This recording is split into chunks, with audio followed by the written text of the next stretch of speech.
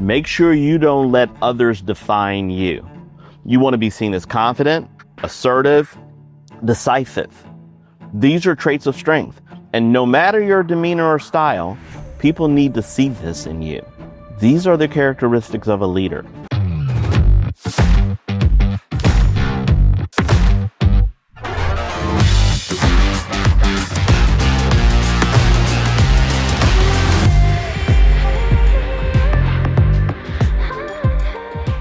Hello again.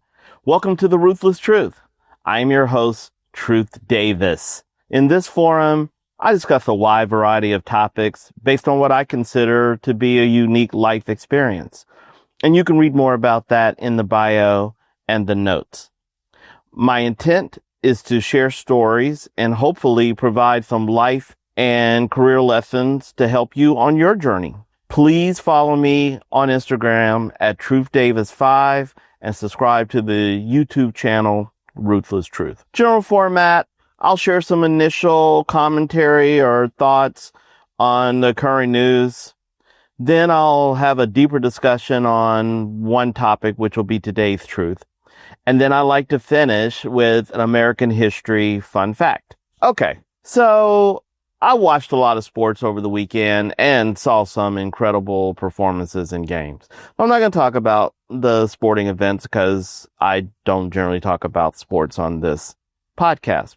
But I also saw a lot of commercials, and one in particular stood out for me, but for all the wrong reasons. Have you seen the ads for the Google Vanilla Pro? Do you get it? I mean, my take, this is the latest example of marketers violating a critical principle of advertising. It is far better to be clear than to be clever. I produced approximately 400 commercials in my career, so I think I know a little bit about advertising, and still, I had to look it up because I wasn't exactly sure if I was getting Google's message.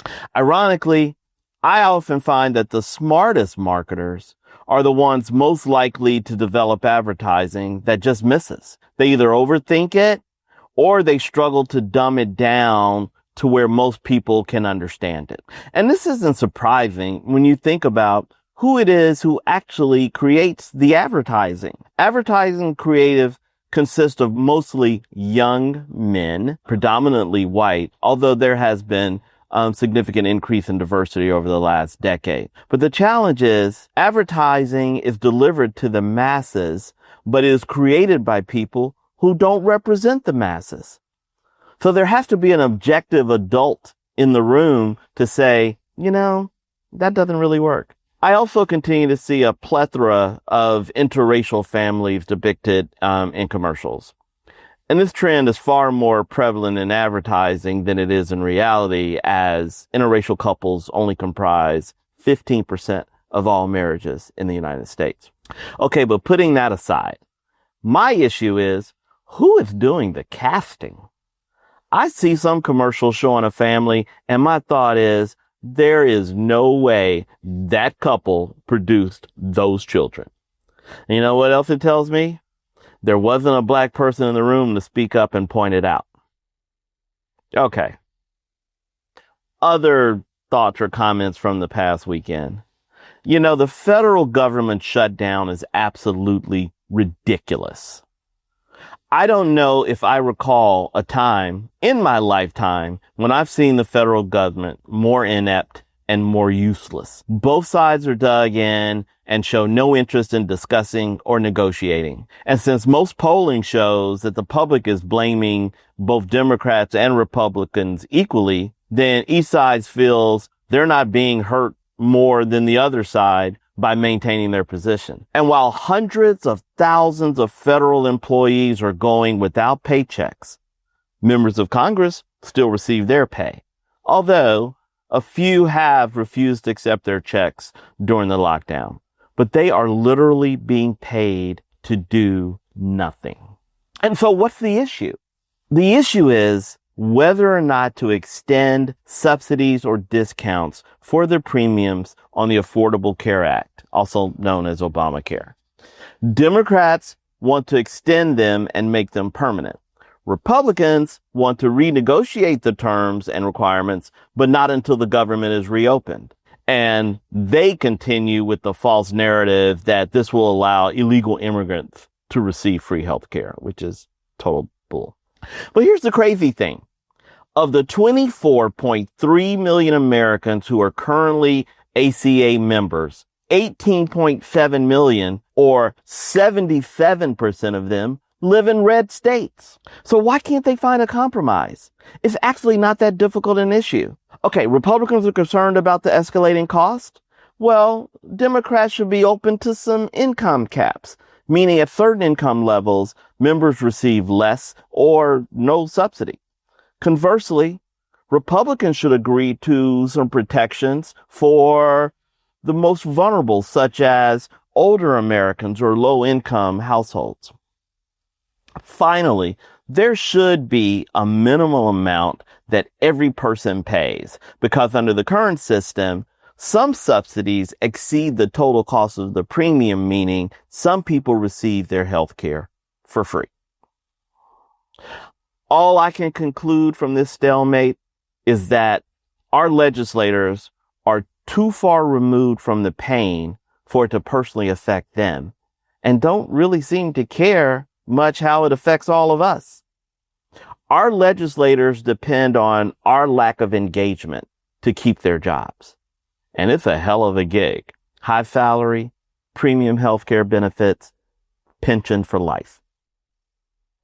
You know, as taxpayers, we deserve better. We deserve more. You know, if it was up to me, I'd replace each and every one of them in November 2026 from both sides of the aisle. If we don't demand more, we'll never get more. Okay, let's get to today's truth. Today's truth. I'm sure that almost all of you have heard the expression that nice guys finish last. And even though you've heard it, have you given it much thought? Do you agree with the statement? What has been your experience? Well, let's talk about it because it's quite real. First, the history. It's not a well-known fact, but the expression was first attributed to legendary Brooklyn Dodgers manager Leo DeRocher in 1946. The context was a comparison of two players where the nicer player was not as productive. And of the other one, DeRocher said, he's no nice guy, but all the little son of a bitch can do is win. But regardless of the origin, the expression concept is real. And I want to discuss it in two aspects of life, relationships and the workplace. Okay, let's start with relationships. I was actually somewhat surprised by how extensively this topic has been studied and researched. The psychology community has long had a fascination in trying to understand how women choose who to be with.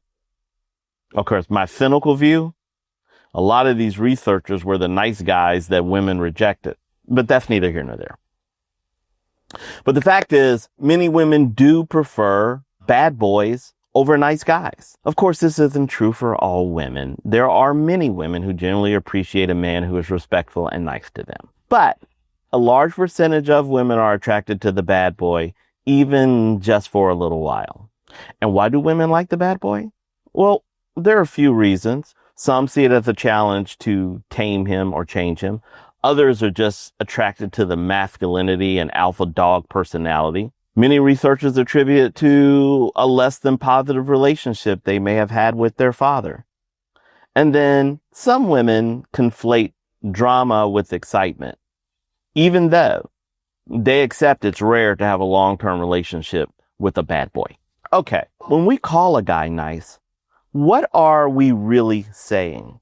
Well, when intended positively, it describes a man who is honest, respectful, kind, compassionate, and sensitive. When intended negatively, women say it's a man who is unassertive, boring, less masculine, or even wimpy. And how do women describe the bad boy or the jerk? Well, again, there are positive and negative sides to it. In the most flattering light, the bad boy is confident, attractive, and sexy. On the more negative side, he's manipulative, unfaithful, disrespectful of women, and interested only in sex. Here's something that many women don't realize. Not all bad boys started out as bad boys. Some of them started out as nice guys, but after experiencing mistreatment, manipulation, embarrassment, and rejection from some women, their hearts hardened and they begin to see women as adversaries. I've seen it up close. One of my longtime friends was often regarded as just a low-down dirty dog of a bad boy. I once heard him say, I don't like women as people, but I love sex. So I have to deal with women in order to get sex. And that's cold. But he wasn't always that way. In high school and early college, he was an absolute sweetheart. He would wine and dine his girlfriends and buy them gifts. He was as accommodating as possible. And some of them walked all over him, disrespected him, cheated on him. And one day he just said, never again. And from that day on, he was a bad boy. A common fate for the nice guy is he gets put into the friend zone. And y'all all know what that is. That's when women will go out on dates with a guy, spend time, but there's no sex in the relationship. And if he ever gets bold enough to push the issue, she'll say something like, oh, I just never thought about you that way. I remember the occasion when one of my sons had a question for me. He was like, Dad, you're the only guy I know who went into the friend zone and then came out and got the girl, meaning his mom. He's like, how'd you do it? And I told him, the key is to make it clear up front. You aren't looking for a friend. You want the girl. So it's kind of like, okay, all right, I'm going to go into this friend zone right now for a little while, but make no mistake, I want a relationship, not a friend. I met my wife by crashing her 19th birthday party. It's the first time I'd ever seen her or ever heard of her, but others were throwing her a surprise party and I was just looking for fun on a Friday night.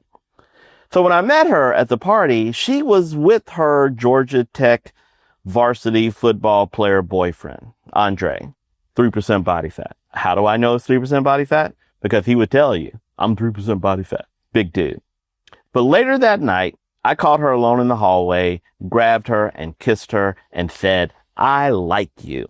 Now, I don't recommend anyone taking that approach. This was the 80s and things were a little looser, but as she often reminds me, my actions constituted assault.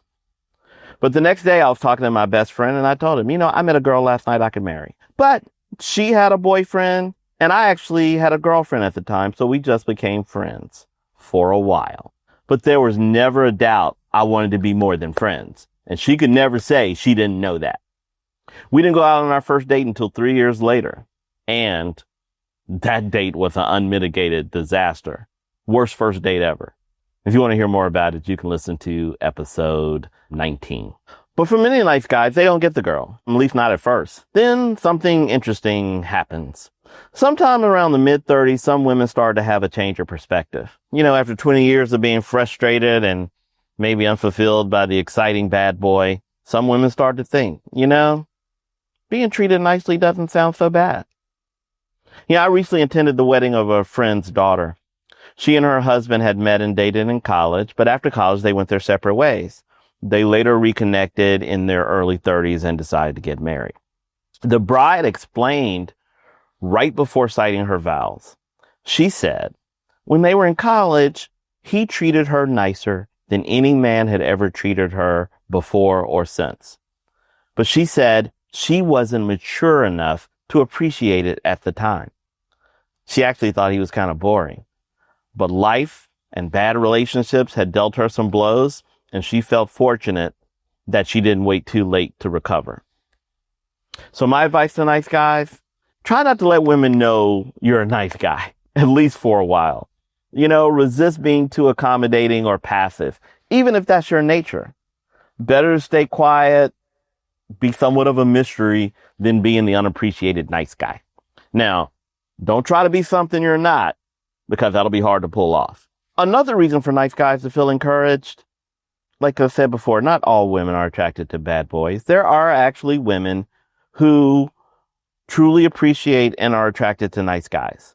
And that pool of women only grows over time as women get older and bad boys begin to lose appeal as compared to responsible men.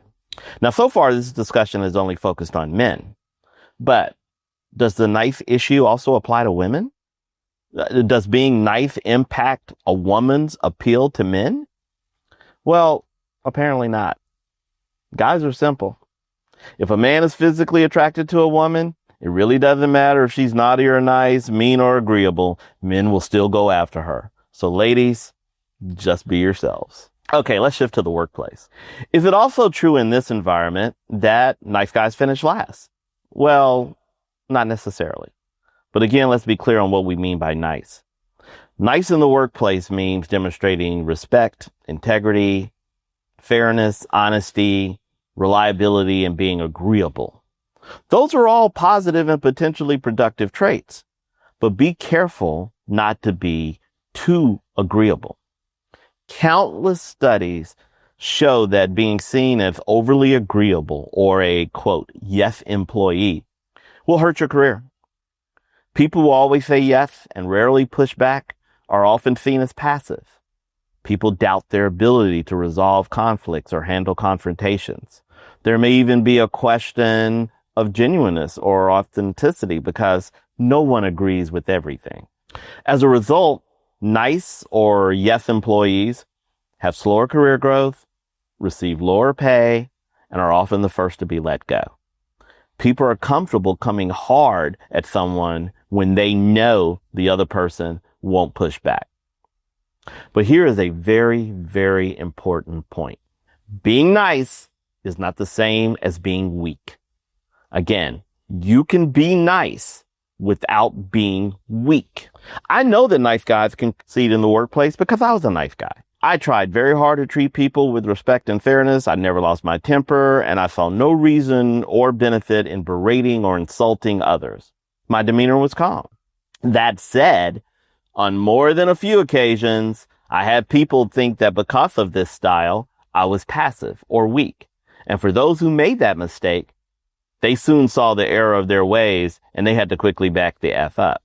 Now, while it's possible to be successful as a nice guy, there's two key things you need to do and be consciously aware of. Number one, be vigilant and aware of your personal brand at work. Make sure you don't let others define you. You want to be seen as confident, assertive, decisive. These are traits of strength. And no matter your demeanor or style, people need to see this in you. These are the characteristics of a leader. Rather than let people form their own opinion of you based on your style, use your words to ensure they are reading you accurately. And sometimes you just have to flat out correct people. I was once in a meeting where a discussion had become a debate that led to an argument. And the person I was arguing with kept raising his voice to make his point louder with the expectation that this would help change my mind. And I just confidently and calmly said, look, I understand you. I just disagree. And unless you have additional facts or data you have not yet shared, I will remain in disagreement. Hush came over the room, and when he had nothing else to say, we moved on. Also, there were times when I needed people to know I was upset or disappointed, but I realized that this was not necessarily evident. And I wouldn't take the risk of them picking up on my sentiment by my outward appearance. So I would just say, okay, to be clear, I'm upset. And when some would be surprised by that statement, I'd just reiterate. For effect, I'd point at my face and say, this is me being upset. And once I said to a colleague, I'm so hot and upset with you right now, I can't constructively continue this conversation. I'll call you later when I've calmed down. And I walked away. Don't allow others to get the wrong impression of you. You take control of how you are seen and how you're perceived. Okay, the second thing to never lose sight of, the workplace is full of mean people. And not just mean in their demeanor, but manipulative, unethical, dishonest, and sometimes even sadistic. You can still be nice, but don't be too trusting. Be careful of who you confide in and of the information you share. Don't allow others to steal your ideas and pass them off as their own. You know, all businesses value problem solvers. And to be a great problem solver requires thought, insight, consideration, analysis, and communication. People who are not great problem solvers, they know that about themselves, So they're always looking for ways to get information from others. Be wary of the colleague who is always friendly and seems interested in your ideas. So, what do you think we should do about this problem? How do you think we got into this predicament? What are the questions you think we should be asking? I tell you, when I was in corporate America, I was paranoid about sharing my thoughts and ideas with others, unless it was in a forum or meeting where my peers and superiors would know it came from me. If others asked me about things prior, I'd be cordial, but not helpful. I don't know yet. Or, I'm still thinking about it. Or, it's really too soon to really form a hard opinion. So, you can be a nice guy and still be successful. Just ensure, 1, your niceness is not mistaken for weakness. 2, you use your words to ensure people correctly read and understand you. And 3, don't be too trusting of others. Keep all this in mind, and you'll be all right. Okay, let's get to today's American history fun fact. Today's American history fun fact. Every generation thinks they had it harder growing up than the generations that come behind them. I know I had responsibilities as a child that my kids can't fathom, like walking nearly a mile to kindergarten by myself. But you're about to hear about a family that took growing up fast to an unprecedented level. John Reeves Abernathy was born January 28th in 1876 in Buff County, Texas. He was the last of 5 children to his parents, and his mother was the widow of a Confederate soldier, and she had already had 6 children before marrying John's father. But from an early age, and for the rest of John's life, everyone called him Jack. So in 1882, the family moved to Nolan County, Texas, and entered the cattle business. Jack learned to play piano at an early age, and by age 6 was working in a saloon as a pianist. Jack actually survived a shootout at the saloon, although the gun battle left holes in the piano. By age 11, he was working as a cowboy, and at age 15 was the top bronc buster, meaning he was responsible for breaking the meanest and orniest horses on the ranch. That same year, he jammed his hand in the mouth of a large wolf. And amazingly, he was not injured because the wolf couldn't bite down. However, he was in a stalemate with the wolf until another cowboy found him and extricated his hand. Afterwards, Jack Abernathy continued this trick, capturing hundreds of wolves single-handedly without ever having to kill one. Eager ranchers hired him to do this trick for $50, and he then became known as Catch 'em Alive Jack. From there, he traveled the country catching live wolves and selling them to zoos, circuses, and traveling shows. His own traveling show caught the attention of Theodore Roosevelt, who invited Jack on a wolf hunt, and by the end of the day, the men were friends. And they remained friends throughout the years. And in 1904, President Roosevelt appointed 28-year-old Abernathy as the federal U.S. Marshal over the Oklahoma Territory in 1906, making him the youngest U.S. Marshal in history. But as impressive as Jack was as a young child and later as a young man, the ventures of his sons are even more impressive. So his son, Louis Van Bud Abernathy, was born in December 1899, and his younger brother, Temple Reeves, Temp, they called him Abernathy, was born a little more than 4 years later in March of 1905. In 1909, the boys rode by horseback unsupervised from Frederick, Oklahoma to Santa Fe, New Mexico, and back. That's over a 900-mile round trip. Louis was 9, Temp was 5. And with the success of their Santa Fe journey under their belt, they began planning a cross-country horseback ride to New York City, again by themselves, because they wanted to meet Theodore Roosevelt when he returned from his trip to Africa and Europe. They made that trip in 1910 when they were aged 10 and 6 years old. They were greeted as celebrities and rode their horses in a ticker tape parade just behind the car carrying Roosevelt. While in New York, the boys purchased a small car which they drove again by themselves back to Oklahoma and shipping their horses home by train. In 1911, they accepted a challenge to ride horseback from New York to San Francisco in 60 days or less. They agreed not to eat or sleep indoors at any point of the journey. They would collect a $10,000 prize if they succeeded. But after a long trip, they arrived in San Francisco in 62 days, thereby losing the prize, but setting a record for the time elapsed for the trip. Well, the boys eventually grew up. Lewis became a Texas attorney and died in Austin in 1979 at age 79. Temp worked in the oil and gas business and died in Texas in 1986 at age 81. What's interesting is, during their heyday, the boys were noted celebrities with coast-to-coast media coverage, but it's really difficult to find much about them in the history books. Still, they are arguably the most daring and adventurous preteens in U.S. history. Well, that's all I have for you today on The Ruthless Truth. Thank you so much for listening. Again, please follow me on Instagram at TruthDavis5. Subscribe to the YouTube channel, Ruthless Truth, as well as the Facebook page, Ruthless Truth. And I will talk to you soon. Take care.